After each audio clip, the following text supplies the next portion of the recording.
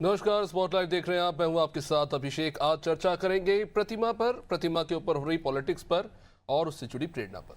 उत्तर प्रदेश में एक बार फिर से मूर्तियों की पॉलिटिक्स शुरू हो गई। मायावती के राज में बड़ी बड़ी विशाल मूर्तियां देखने को मिली हाथियों की, और अब भाजपा राज में मूर्तियों की भरमार है। भारतीय जनता पार्टी के 3 पितृपुरुष जिन्हें कहा जाता है पंडित दीनदयाल उपाध्याय, श्यामा प्रसाद मुखर्जी और स्वर्गीय अटल बिहारी वाजपेयी की विशाल मूर्तियां लखनऊ में प्रेरणा स्थल पर लगाई गई। तकरीबन 200 करोड़ से भी ज्यादा की राशि इस प्रोजेक्ट पर, जो भाजपा का ड्रीम प्रोजेक्ट भी कहा जाता है, और भाजपा की विचारधारा के प्रवर्तकों को सम्मान देने की कोशिश की है। इत्तेफाक से जिन 3 महापुरुषों की मूर्तियां प्रेरणा स्थल पर लगाई गई हैं, वो तीनों ही ब्राह्मण समुदाय से हैं। और कहीं ना कहीं भाजपा की यह कोशिश, ऐसे माना जा रहा है कि ब्राह्मण समुदाय तक पहुंचने की और उनका विश्वास हासिल करने का एक जरिया है। इसके साथ ही बाकी वर्गों का ख्याल भी भाजपा ने भरपूर रखा है। इसलिए अपने भाषण में प्रधानमंत्री मोदी ने एक तरफ ऑपरेशन सिंदूर का जिक्र किया, तो दूसरी तरफ अनुच्छेद 370 के समापन का भी जिक्र किया। साथ ही कांग्रेस और समाजवादी पार्टी को भी निशाने पर लिया और कह दिया कि कांग्रेस के समय एक ही परिवार के महापुरुषों के नाम तमाम उपलब्धियां होती थीं। प्रधानमंत्री मोदी ने समाजवादी पार्टी पर अंबेडकर का अपमान करने का आरोप भी लगा दिया। इधर योगी आदित्यनाथ ने सभी वर्गों के लिए अपनी सरकार के प्रयासों को रेखांकित किया। तो क्या भाजपा की मूर्ति पॉलिटिक्स आगामी विधानसभा चुनाव में फायदेमंद साबित होगी, यह सिर्फ एक श्रद्धांजलि थी? और इस तरह के विशाल प्रोजेक्ट देश में क्या संदेश प्रसारित कर रहे हैं, आज यही जानने की कोशिश करेंगे। उससे पहले प्रतिक्रियाओं पर एक नजर। अटल जी की जयंती के अवसर पर हम अटल जी को याद करते हुए नमन करते हैं। अटल जी के जयंती के अवसर पर अगर भारतीय जनता पार्टी की सरकार हमारे प्रदेश के युवा बेरोजगारों को अगर कोई सौगात देती, अगर किसानों के आय को दुगनी करने का कोई सौगात देती तो अच्छा लगता। लेकिन भारतीय जनता पार्टी के शासन में केवल छल प्रपंच के सिवा और कुछ नहीं है। भारतीय जनता पार्टी प्रदेश को समृद्ध बनाने की कोई योजना नहीं है, कोई विजन नहीं है। भारतीय जनता पार्टी केवल एक झूठ की पाठशाला बन करके रह गई है। देखिए, सबसे महत्वपूर्ण सवाल यह है कि जिस श्रद्धेय स्वर्गीय कल्याण सिंह ने भारतीय जनता पार्टी को पूरे देश उत्तर प्रदेश में उन्होंने एक मैसेज कन्वे किया अयोध्या में, आज उस ऐसे महान पुरुष की भी मूर्ति का अनावरण होता तो शायद पिछड़े वर्ग के एक बड़े नेता थे, उन्होंने भारतीय जनता पार्टी को उत्तर प्रदेश में स्थापित भी किया और हिंदुत्व का एक बड़ा चेहरे के रूप में उन्होंने स्थापित किया। लेकिन दुर्भाग्य है कि भाजपा सदैव जो है पिछड़ा विरोधी, दलित विरोधी मानसिकता के साथ काम करती आई है। वोट तो ले लेती है जरूर, लेकिन धर्म के आड़ में उनको उलझाई रहती है। उनके महापुरुषों को सम्मान देने में भी इनको कठिनाई होती है, तकलीफ होती है। शायद मुझे आज तब खुशी होती जब वहां पे स्वर्गीय कल्याण सिंह की भी मूर्ति का अनावरण होता। तो मैं पिछड़े समाज के नेताओं से अपील करूंगा कि ऐसे कल्याण सिंह के लिए भी वहां मूर्ति का अनावरण कराएं। बड़े अफसोस की बात है कि जहां एक तरफ भारतीय जनता पार्टी अपने पुरखों को, पार्टी के जो वरिष्ठ नेता हैं उनको याद करने के लिए राष्ट्रीय प्रेरणा स्थल का उद्घाटन करने के लिए प्रधानमंत्री स्वयं आते हैं, वहीं दूसरी ओर समाजवादी पार्टी जिसने जयेश्वर मिश्रा और लोहिया के नाम से पार्क बनवाने के नाम पर जो करोड़ों रुपए का घोटालेबाजी की है, वो भी जनता के सामने है। 168 करोड़ की लागत से जो समाजवादी पार्टी ने जयेश्वर मिश्रा पार्क बनाया, उसमें किस तरीके से बंदरबाट की गई, लूटपाट की गई, ये सबको पता है। आज कोई कह नहीं सकता कि राष्ट्रीय प्रेरणा स्थल के किनारे किसी भारतीय जनता पार्टी वाले की दुकान लगी है, किसी भारतीय जनता पार्टी ने वहाँ अपना ज़मीन आवंटित किया है। ये पूर्ण रूप से एक श्रद्धांजलि है पार्टी के वरिष्ठ जो हमारे कार्यकर्ता रहे हैं, जो संरक्षक रहे हैं, जिनके भरोसे आज भारतीय जनता पार्टी कहीं ना कहीं सत्ता में है।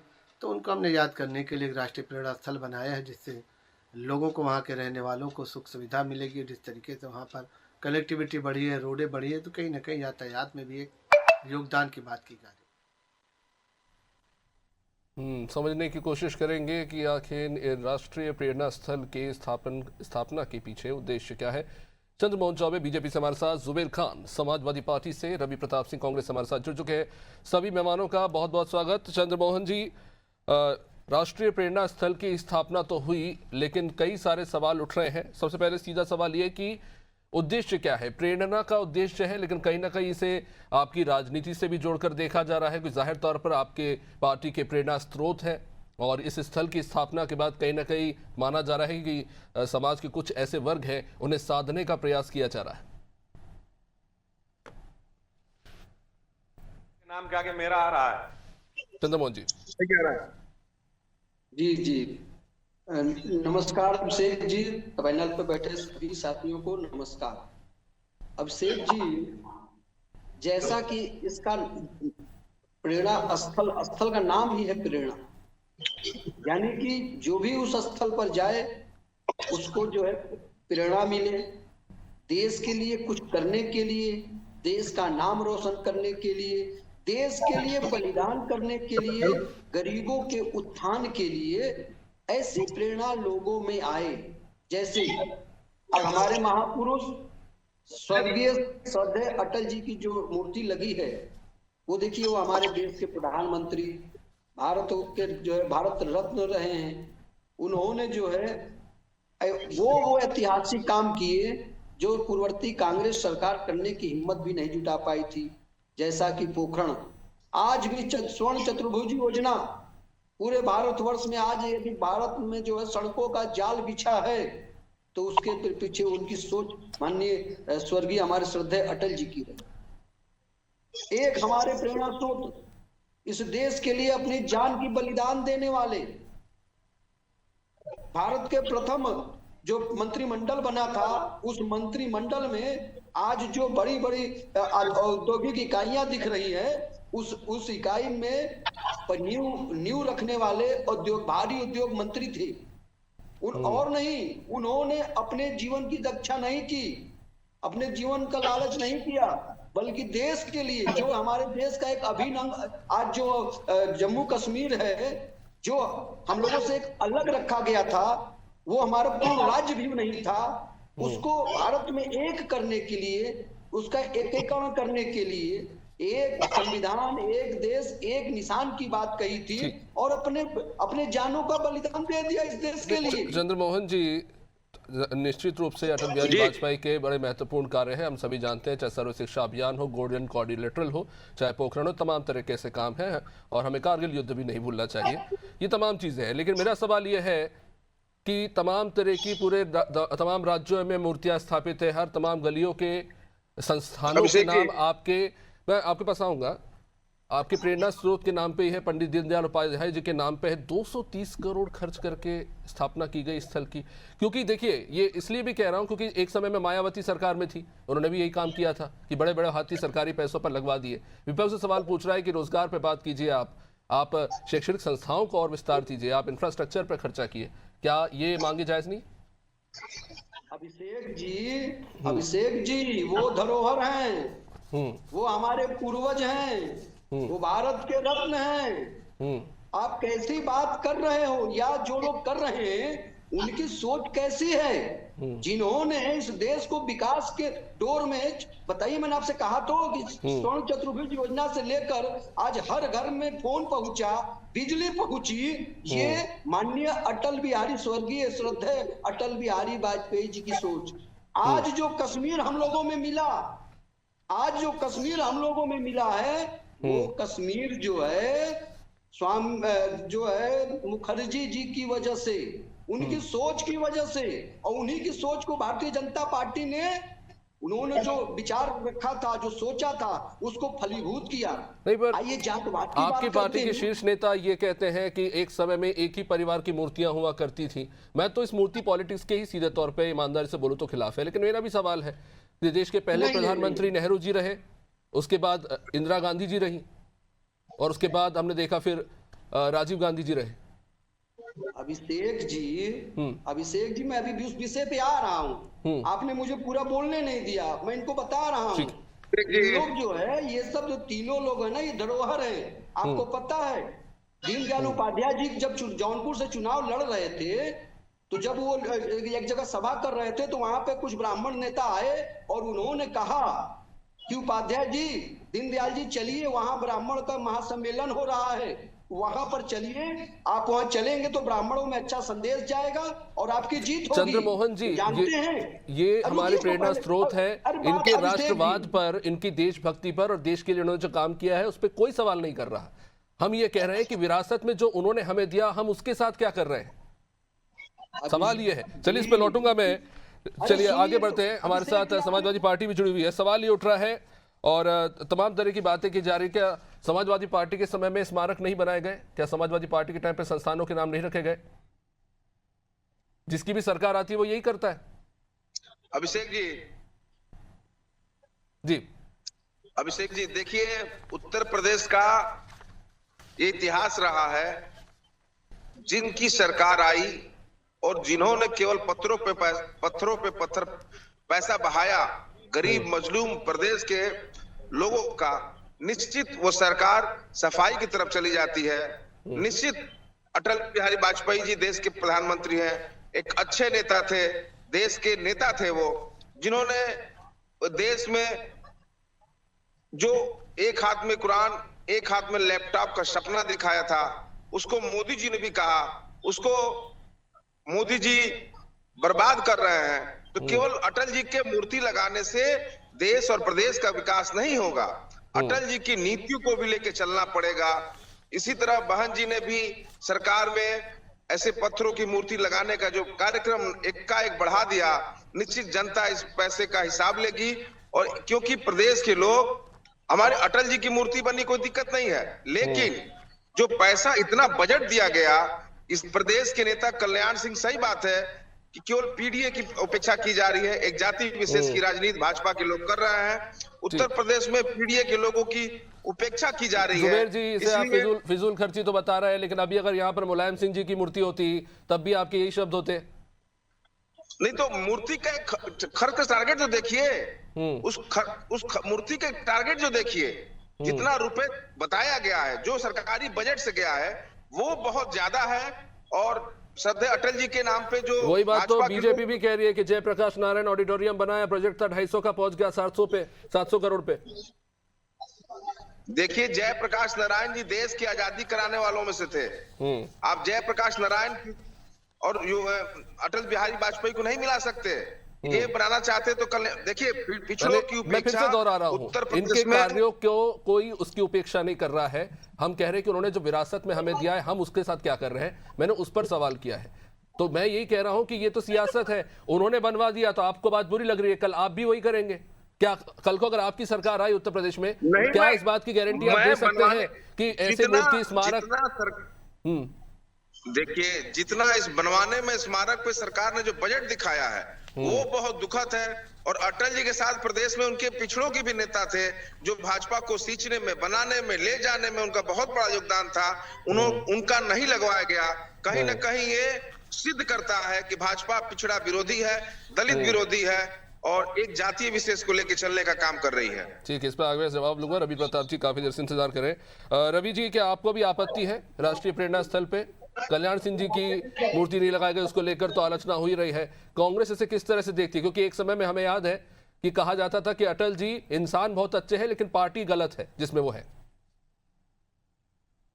मैं तीनों महापुरुषों को हृदय से पहले प्रणाम करता हूं, लेकिन सबसे बड़ी बात यह है कि इसका नाम रखा गया राष्ट्रीय प्रेरणा स्थल। राष्ट्र किससे प्रेरणा लेगा? क्या श्यामा प्रसाद मुखर्जी जी से, जो 1943 में फजलुल हक की गवर्नमेंट में बंगाल में वित्त मंत्री थे और जहां पे द्विराज सिद्धांत का प्रतिपादन हुआ था?